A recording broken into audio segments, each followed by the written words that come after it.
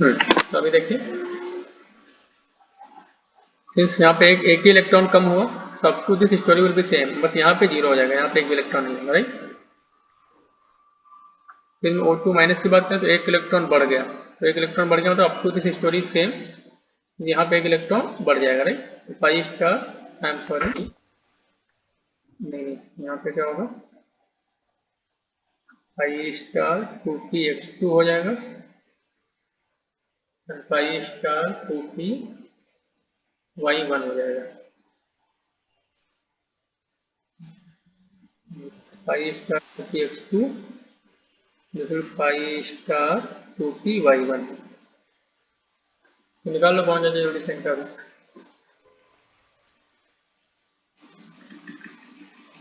तो देखिए मैं O2 का बॉन्ड एनर्जी निकालता हूँ। O2 प्लस का सबसे ज्यादा आएगा ना बॉन्ड ऑर्डर? यस, तो हाफ करिए, बॉन्डिंग में हाँ इलेक्ट्रॉन, सर। बॉन्डिंग में इलेक्ट्रॉन 10 है, इनके बॉन्डिंग में 6 है, करके देख सकते हैं आप।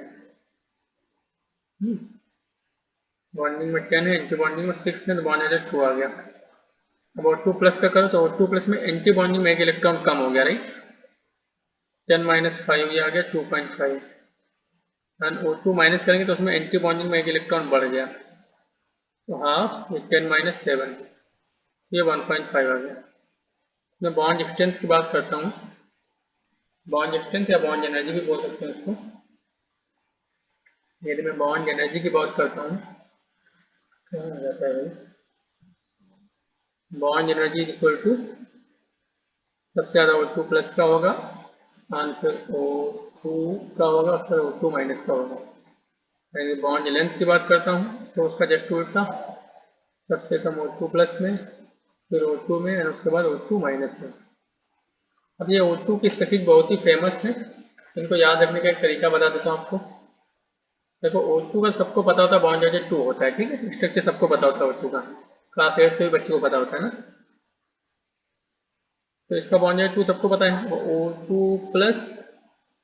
O2 प्लस को ऐसे याद रखना, O2 प्लस में 2 प्लस, 2 प्लस मतलब 2.5, O2 माइनस मतलब 2 माइनस मतलब 1.5। तो इससे आपका आधा 1 मिनट जो कि बचना है वो बच जाएगा। तो इस तरीके से इनको याद रख सकते हैं। क्यों याद रखना, तो बहुत फेमस है, ऑक्सीजन का बार बार क्वेश्चन इसी में पूछा जाता है, राइट। हाँ समझ आ गया, यस सर। कॉपी कर लिया। हाँ सर, चलिए कॉपी भी सर। हुआ। हाँ सर।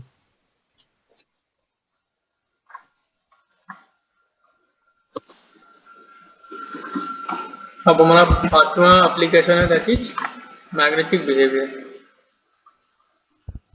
मैग्नेटिक बिहेवियर,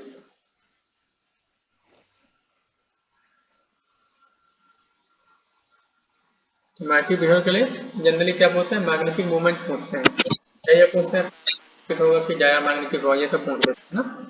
तो उसके लिए क्या करना है, बेसिकली आपको इलेक्ट्रॉनिक कन्फिग्रेशन लिखना है। तो आपको मैग्नेटिक मूवमेंट का फॉर्मूला पता है, magnetic movement under root is equal to क्या होता है, square root of n plus 2 Bohr magnetron. यहाँ पे n क्या होता है, n होता है number of unpaid unpaired electron, number of unpaired electron. Number of unpaired electron कैसे पता चलेंगे, उसके लिए आपको इलेक्ट्रॉनिक कन्फिग्रेशन लिखना पड़ेगा, नंबर ऑफ अनपेयर्ड इलेक्ट्रॉन। या तो मैग्नेटिक मूवमेंट पूछ सकता है, या पूछ सकता है आपसे पैरामैग्नेटिक है कि जाया मैग्नेटिक है। तो पैरामैग्नेटिक का मतलब क्या होता है, has at least one unpaired electron, एक भी अनपेयर्ड इलेक्ट्रॉन आ गया तो क्या बन जाएगा वो, paramagnetic. Paramagnetic. Has at least one unpaired electron.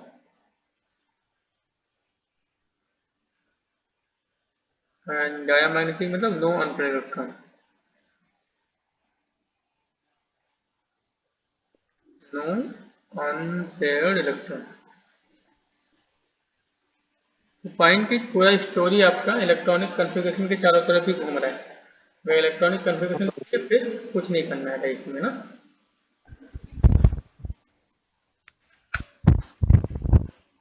तो बात समझ आ गई कि नहीं? हाँ सर आ गए। चलिए अब हम लोग डिस्कस करेंगे फ्रेजांस रूल। ये हो गया मोटी।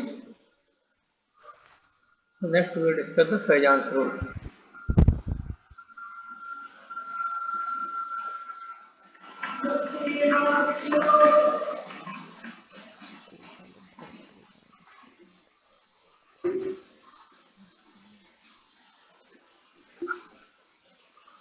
फ्रेजांस रूल, तो फ्रेजांस रूल बेसिकली क्या बताते हैं, इसका एप्लीकेशन क्या है। जनरली जो आयनिक कंपाउंड होते हैं ना, आयनिक कंपाउंड में भी कुछ न कुछ परसेंटेज कोवेलेंट कैरेक्टर रहता है, तो उसी के बारे में फ्रेजांस रूल बताता है। फॉर एग्जाम्पल लेटेस्ट से मैं बात करता हूँ LI की। अब बेसिकली यहाँ पे क्या होता है, ये तो क्या जाना, ये जो एनायन का इलेक्ट्रॉन क्लाउड है, इसको कैटायन का इलेक्ट्रॉन क्लाउड अपनी तरफ अट्रैक्ट करता है, और उसको अट्रैक्ट करने की वजह से क्या होता है, ये जो I माइनस का इलेक्ट्रॉन क्लाउड है ये अनसिमेट्रिकल बन जाता है। इस तरीके से इसका इलेक्ट्रॉन क्लाउड अनसिमेट्रिकल हो जाता है। इस साइड में इलेक्ट्रॉन डेंसिटी ज़्यादा हो जाती है, इधर में इलेक्ट्रॉन डेंसिटी कम हो जाती है, राइट। तो यहाँ पे डेल्टा नेगेटिव आ गया, यहाँ पे डेल्टा पॉजिटिव आ गया, ठीक है। अब इसके अनसिमेट्रिकल की वजह से, अनसिमेट्रिकल होने की वजह से देखिए यहाँ पे क्या होता है, कोवेलेंट कैरेक्टर आ जाता है due to the polarisation of electron cloud of anion by the cation. The ionic compound obtain some amount of covalent character। देखो कोवेलेंट कैरेक्टर का मतलब क्या होता है, जनरली क्या होता है, आयनिक कंपाउंड में इलेक्ट्रॉन का कंप्लीट ट्रांसफरेंस होता है वन एटम से दूसरे एटम के बीच में। उनके इलेक्ट्रॉन क्लाउड में कोई भी ओवरलैपिंग नहीं होता है। कोवेलेंट कंपाउंड में क्या होता है, उनके इलेक्ट्रॉन क्लाउड में आपस में ओवरलैपिंग हो जाती है एंड उनके ऊपर पार्शियल चार्जेस रहते हैं, कंप्लीट चार्जेस नहीं रहते हैं। तो यहाँ पे भी जब लिथियम का इलेक्ट्रॉन क्लाउड आयोडीन के इलेक्ट्रॉन क्लाउड को अपनी तरफ अट्रैक्ट करेगा, तो द काइंड ऑफ लिथियम का इलेक्ट्रॉन क्लाउड जब आयोडाइड का इलेक्ट्रॉन क्लाउड आपस में मर्ज हो जाएंगे कि नहीं, तो उस मर्जिंग होने की वजह से लिथियम आयोडाइड में कुछ न कुछ कोवेलेंट कैरेक्टर आ जाता है। ये बात समझ आ रही कि नहीं?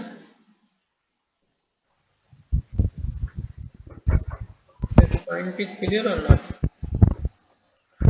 नहीं सर सर, एक लास्ट बार में जो आप बोलिए। मर्जिंग हाँ का बोल रहे थे ना, उसको एक बार आयोनिक का कोवेलेंट का मतलब क्या होता है, पहले आयनिक मतलब क्या होता है, इलेक्ट्रॉन का complete transference from one atom to another atom, ठीक है। तो एक कैटायन बन जाता है, एक एनायन बन जाता है, उन पे कंप्लीट चार्जेस रहते हैं, पार्शियल चार्जेस नहीं होते।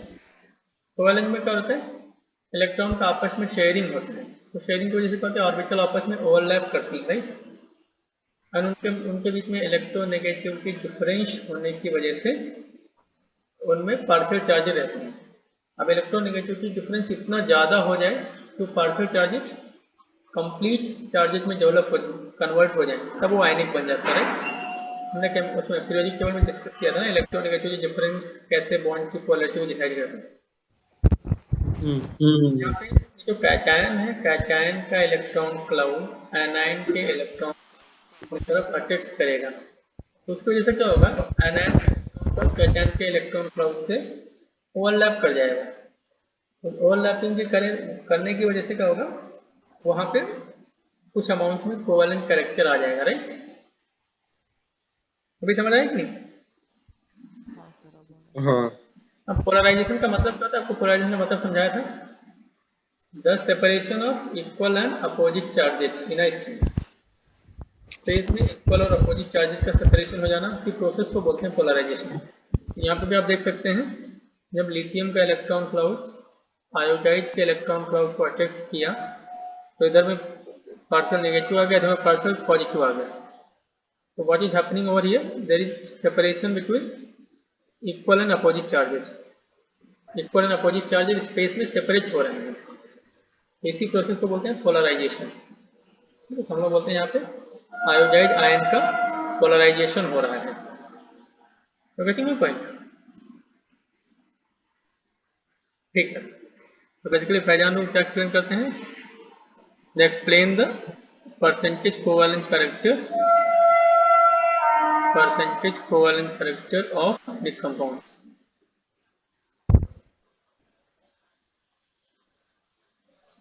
Character of ionic compound.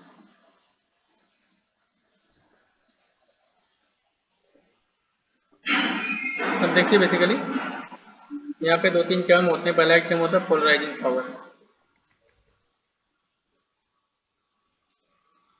और पोलराइजिंग पावर रिलेटेड होता है आपसे कैटायन से, जैसे related to cation.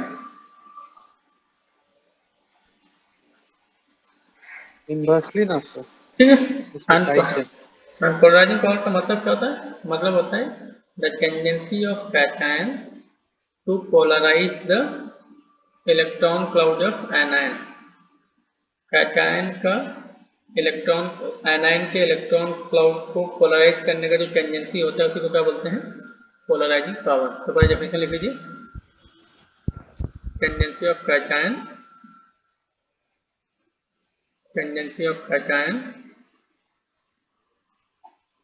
to polarize electron cloud of anion. ठीक है। अब देखिए कौन कौन से फैक्टर इसको अफेक्ट करते हैं। Factors affecting polarising power, size and charge of cation. तो पहला क्या होता है? Charge on the cation. तो कैटायन के ऊपर जितना ज़्यादा चार्ज होगा वो उतने ज़्यादा फोर्स से एनायन के इलेक्ट्रॉन क्लाउड को अट्रैक्ट करेगा, तो उसका पोलराइजिंग पावर भी उतना ज़्यादा हो जाएगा। तो पोलराइजिंग पावर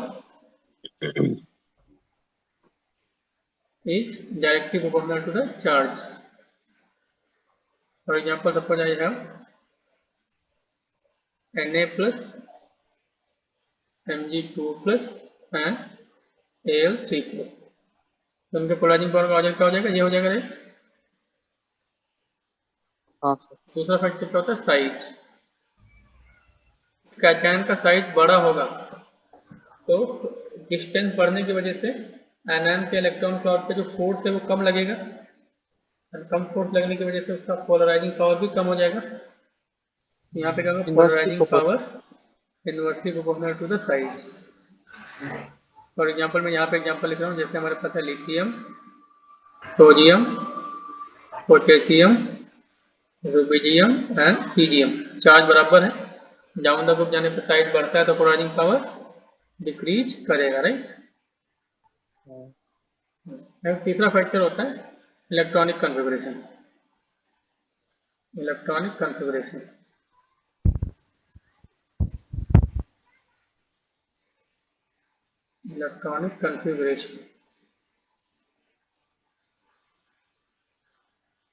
ठीक है। तो यहाँ पे इलेक्ट्रॉनिक कॉन्फ़िगरेशन 3 टाइप के होते हैं। एक होता है नोबल गैस इलेक्ट्रॉनिक कॉन्फ़िगरेशन और inert gas configuration. Noble gas और इनर्ट गैस कॉन्फ़िगरेशन, इसका मतलब क्या होता है? इसका मतलब होता है 8 electron in the outer most, correct. 8 electron in outermost shell. फिर एक इलेक्ट्रॉनिक कॉन्फ़िगरेशन होता है pseudo inert gas electronic configuration. Pseudo inert gas electronic configuration. इसका मतलब क्या होता है? 18 electron in outermost shell. 18 electron in outermost shell, right? And third one is non-inert gas configuration. तो यदि inert भी नहीं है and pseudo भी नहीं है तो क्या बन जाएगा? non-inert gas बन जाएगा, right? Third one is non-inert gas, neither inert gas nor pseudo। बचा हुआ जो भी है सब non-inert gas है, right? Neither inert gas nor pseudo inert, वो बन जाता है नॉन इनर्ट गैस। तो स्यूडो इनर्ट गैस के एग्जांपल देख लेते हैं। सपोज हमारे पास है गैलियम 3+। गैलियम का एटॉमिक नंबर क्या होता है? 33 होता है। इलेक्ट्रॉनिक कॉन्फ़िगरेशन क्या होगा? क्रिप्टन, नॉट क्रिप्टन, आर्गन, नहीं क्रिप्टन नहीं ना sir, argon. Sorry, argon 18। PB10 4s2 and 4p1, right?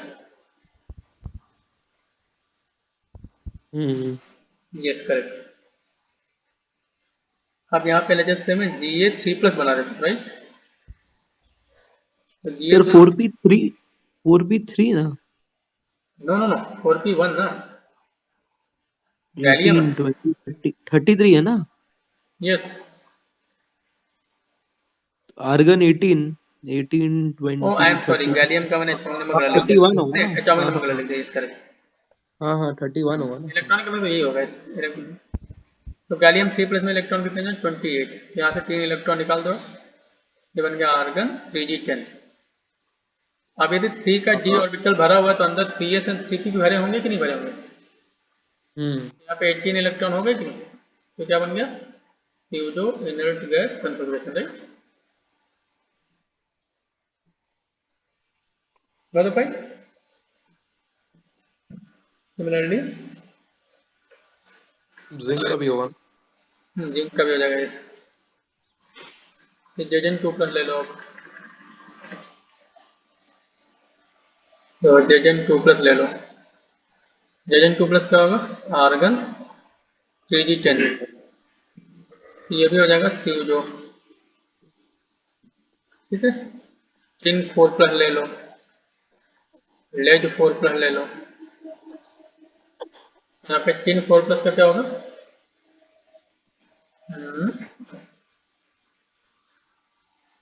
Xenon,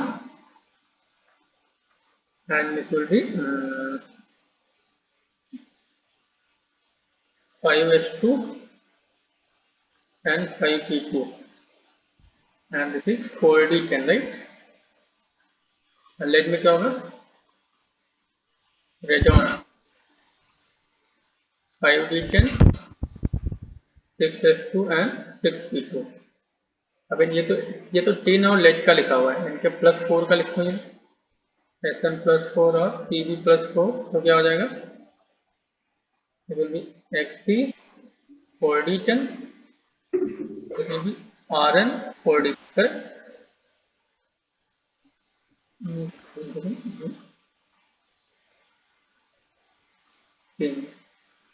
Square 3s 4s 5s, correct? ठीक तो लिखा होगा यहाँ पे, यहाँ पे क्रिप्टन होगा, आई am sorry, this will be krypton, configuration सही लिखा है, दिस विल बी जिनोम,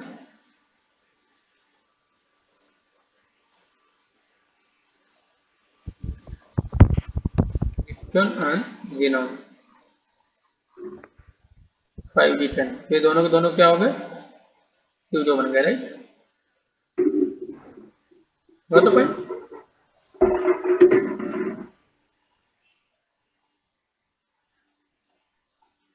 समझ आ गया कि नहीं? हाँ सर। तो अब यहाँ पे क्या होता है, जो फ्यूजो वाले होते हैं उनका पोलराइजिंग पावर सबसे ज़्यादा होता है, फिर नॉन वालों का होता है, उसके बाद इनर्ट गैस वालों का होता है।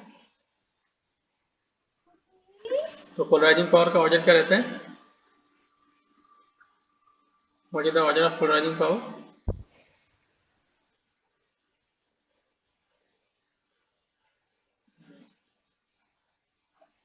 सबसे ज़्यादा होता है फ्यूजो इनर्ट गैस का,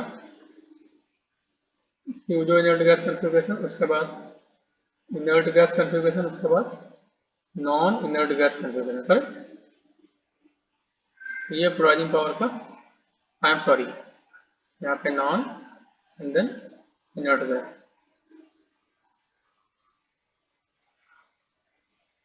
लेकिन ये कब लगाना है? यदि चार्ज और साइज के बेस पे डिफ्रेंशिएट ना हो पाए तो, चार्ज और साइज के बेस पे डिफ्रेंशिएट ना हो पाए।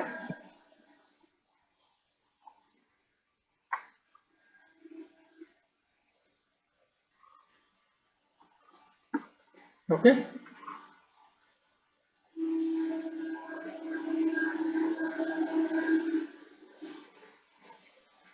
अब देखिए भाई, यहाँ पे एक बहुत इंपॉर्टेंट फैक्ट होता है, उसको आपको याद रखना पड़ेगा। What is that fact? Radius of Mg2 plus, radius of Mg2 plus, it is almost equal to the radius of transition metal 2 plus. यहाँ पे ये फर्स्ट ट्रांजिशन सीरीज की बात हुई, फर्स्ट ट्रांजिशन सीरीज। सर क्या बोले अभी सुनाई नहीं दिया। सर फिर से बोल दीजिए एक बार। हाँ बताऊंगा बस। तो radius of Mg2 plus is approximately equal to the radius of transition metal of first series in their 2 plus oxidation state। मुझे पता है ट्रांजिशन सीरीज के 3 सीरीज होती हैं, तो first transition series, second transition series, third transition series. तो fourth पे जो फोर्थ पे जो डी ब्लॉक एलिमेंट होते हैं उनको बोलते हैं फर्स्ट ट्रांजिशन सीरीज, फिफ्थ पे जो को बोलते हैं सेकंड, सिक्स्थ पे जो को बोलते हैं थर्ड। तो जो फोर्थ सीरीज वाले ट्रांजिशन मेटल होते हैं, या हम लोग बोल सकते हैं जो फर्स्ट ट्रांजिशन सीरीज है, वो जब 2 प्लस ऑक्सीडेशन स्टेट में होते हैं तो उनका रेडियस मैग्नीशियम 2 प्लस के रेडियस के ऑलमोस्ट इक्वल हो जाता है। एंड हमको पता है जब हम लोग पीरियड में अलॉन्ग द पीरियड जाते हैं तो साइज में बहुत ज़्यादा डिफरेंस नहीं आता है, राइट। तो उनके साइज को हम लोग ऑलमोस्ट कंपेरेबल मानते हैं पोलराइजिंग पावर को कंपेयर करते समय, ठीक है। तो इस वजह से मैं आपसे Mg2 प्लस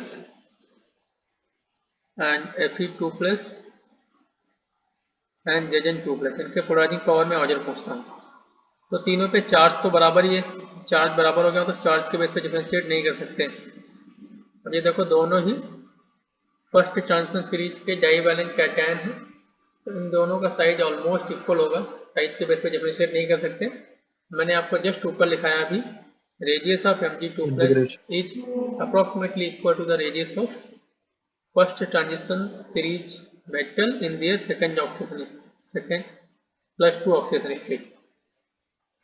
तो साइज तो बराबर हो गया इनका ऑलमोस्ट, तो साइज के बेस पर डिफरेंशिएट नहीं कर पाएंगे। तो अभी देखेंगे इलेक्ट्रॉनिक कन्फिग्रेशन। तो इसका इलेक्ट्रॉनिक कन्फिग्रेशन है neon, that is inert gas configuration. इसका इलेक्ट्रॉनिक कन्फिग्रेशन है argon 3d6, that is non inert gas configuration, right, non inert gas configuration. Zinc का आपका फ्यूजो होता है, right. This is non inert gas configuration.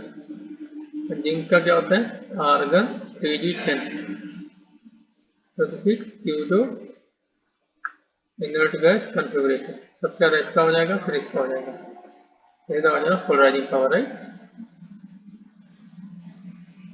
ये example ध्यान रखिएगा ना। चलिए अब हम लोग देखते हैं एप्लीकेशन ऑफ पैजाम टूल। तो क्या क्या एप्लीकेशन रहता है, इसकी हेल्प से हम लोग कॉम्प्लेक्स प्रॉपर्टीज को इंटरप्रेट कर सकते हैं।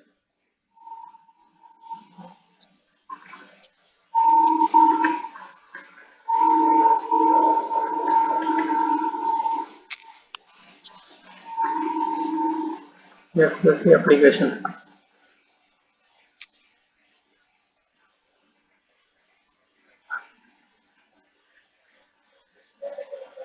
सबसे पहला एप्लीकेशन है covalent character. I am sorry, before the lecture जिसका था पोलराइजेबिलिटी। हाँ वही सर। पोलराइजेबिलिटी,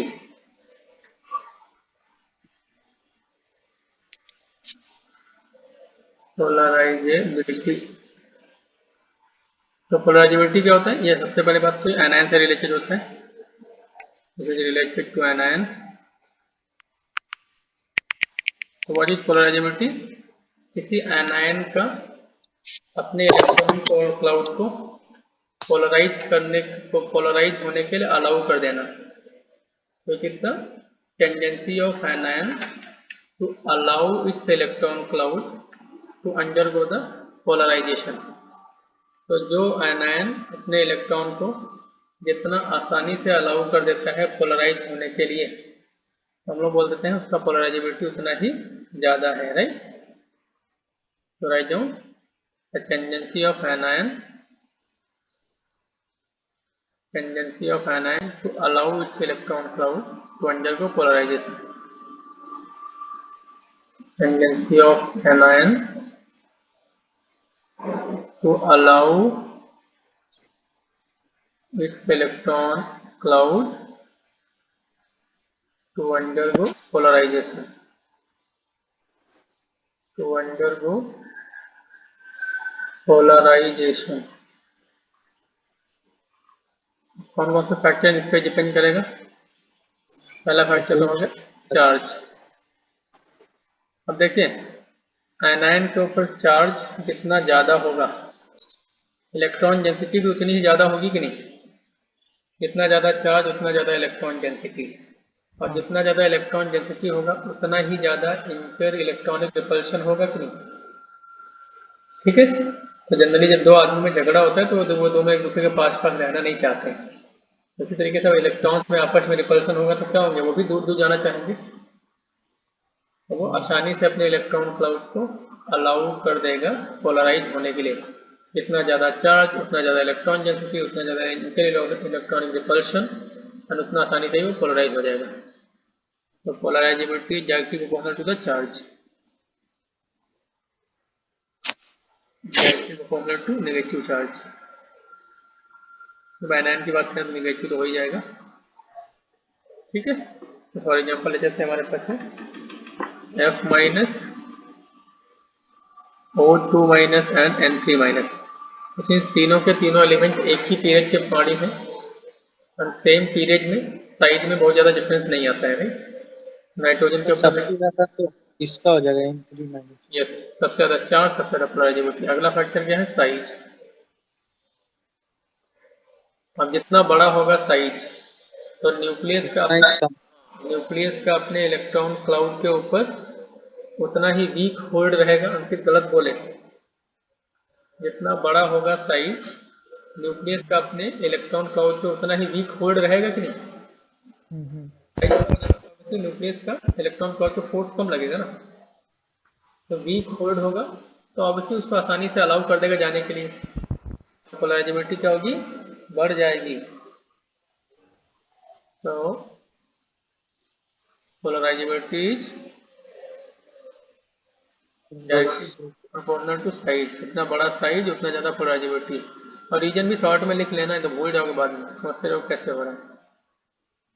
यहाँ पे जितना ज्यादा नेगेटिव चार्ज मैं शॉर्ट में लिख रहा हूँ सर, ये डायरेक्टली प्रोपोर्शनल होगा। यस, उतना ज्यादा इलेक्ट्रॉन डेंसिटी और उतना ज्यादा inter electronic repulsion. Inter electronic repulsion.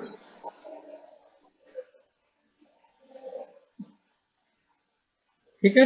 उतने ज्यादा पोलराइजेबिलिटी होगी। यहाँ पे जितना ज्यादा साइज जितना ज्यादा बड़ा होगा तो उतना कम होगा फोर्स ऑन इलेक्ट्रॉन क्लाउड,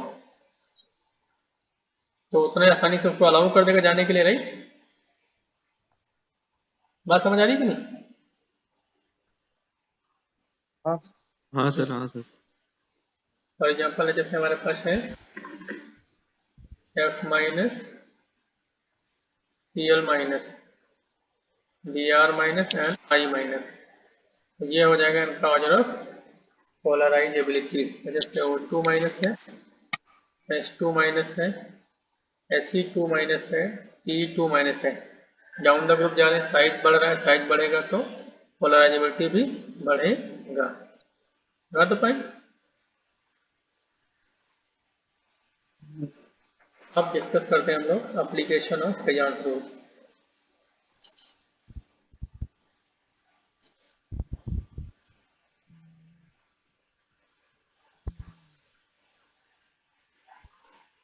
बढ़ जाऊँ आगे? सर ये एनायन में वो इलेक्ट्रॉन कन्फिग्रेशन का कुछ नहीं होता है? नो नो, उसमें कुछ नहीं होता है। तो कैटायन के लिए होता है ना वो? Hmm. Okay.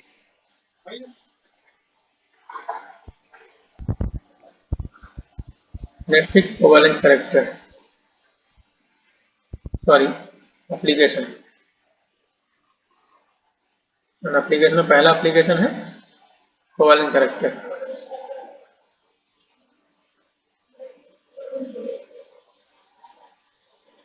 Covalent character.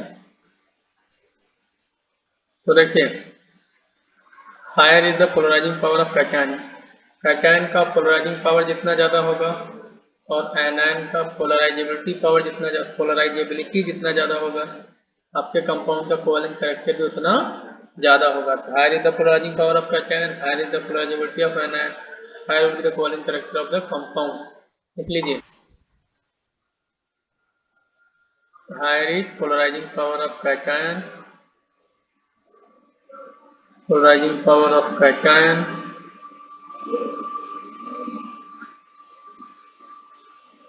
and higher is the polarizability of anion, higher is the polarizability of anion, higher will be the covalent character of the compound. Higher is covalent character of compound, right?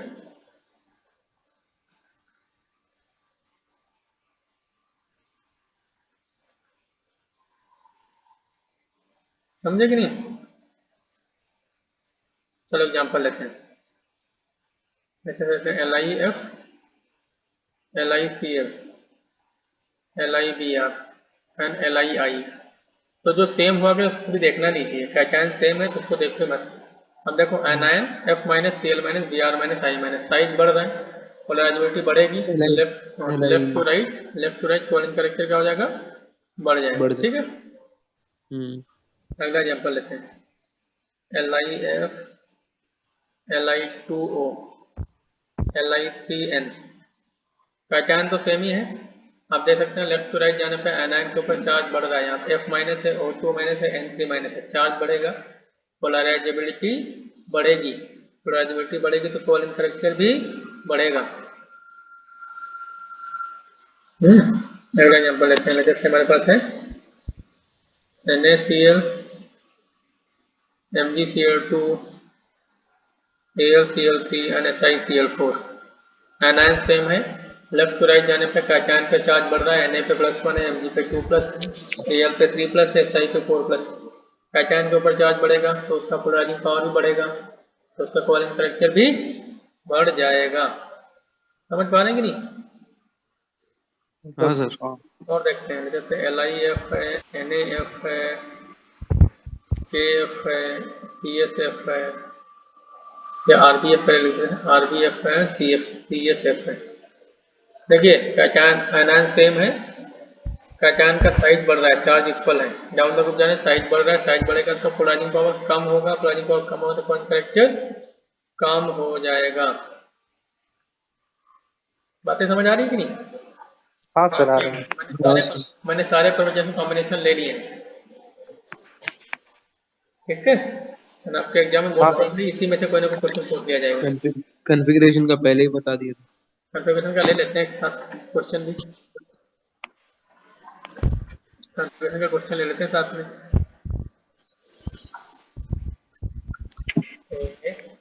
जैसे हमारे पास है MgCl2, ZnCl2। तो देख सकते हैं आप, cation तो सेम है, सॉरी एनायन तो सेम है, कैटायन चेंज हो रहा है, चार्ज भी बराबर है, साइज भी बराबर है ऑलमोस्ट, राइट। ये आपका इनर्ट गैस कॉन्फ़िगरेशन है, ये नॉन इनर्ट गैस कॉन्फ़िगरेशन है, स्यूडो है। तो इनका पोलराइजिंग पावर इस तरीके से बढ़ेगा तो कोवेलेंट कैरेक्टर भी उसी तरीके से बढ़ जाएगा। बात समझ आ गई? हाँ सर सर। लास्ट वाला एक बार फिर से बोल दीजिए ना। लास्ट वाला देखिए, ये समझ आया कि नहीं? इसका इनर्ट गैस कॉन्फ़िगरेशन है, इसका नॉन इनर्ट गैस कॉन्फ़िगरेशन, इसका स्यूडो है। तो पोलराइजिंग पावर का ऑर्डर ये होगा कि नहीं? हाँ सर हाँ। तो वही कोवेलेंट कैरेक्टर का ऑर्डर हो जाएगा, राइट। ठीक है सर। क्लियर? हाँ सर हाँ। हाँ सर। ठीक,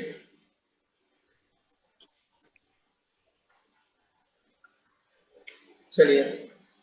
तो अभी हम लोग बाकी यहाँ से नेक्स्ट क्लास में डिस्कस करेंगे, ठीक है। हाँ सर।